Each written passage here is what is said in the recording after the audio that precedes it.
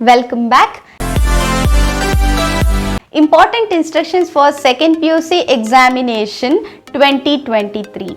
So first thing, don't just rely on blueprint of the model question paper. Okay, there may be slight variation. Second, you are aware of your new question paper pattern, isn't it? That is, you are having MCQs as well as fill in the blanks. In both the kind, that is in MCQs as well as in the fill in the blanks, you can expect the dates question. Okay, and when answering for your MCQs and the fill in the blanks, you have to mention the question number properly and mention the correct option or the correct answer, complete one word. Okay, so the first answer will be considered for valuation if you have attempted multiple times. Then in the diagram section, you will be getting around for 17 marks in your entire question paper. So please don't miss any NCERT diagram, students.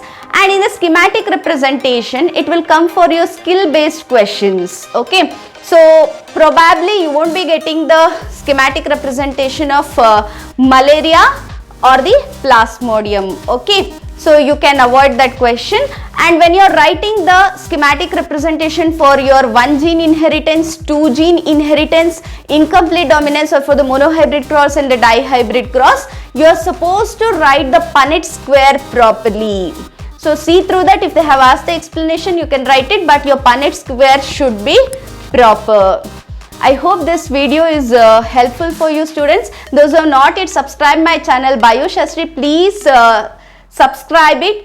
Please like button if you like this video, and those who have not watched my previous videos on instruction for second PUC exam and other important videos, I have given the link in the description below. Please watch it before you go for biology board examination 2023. All the best, students. Thank you for watching the video till the end.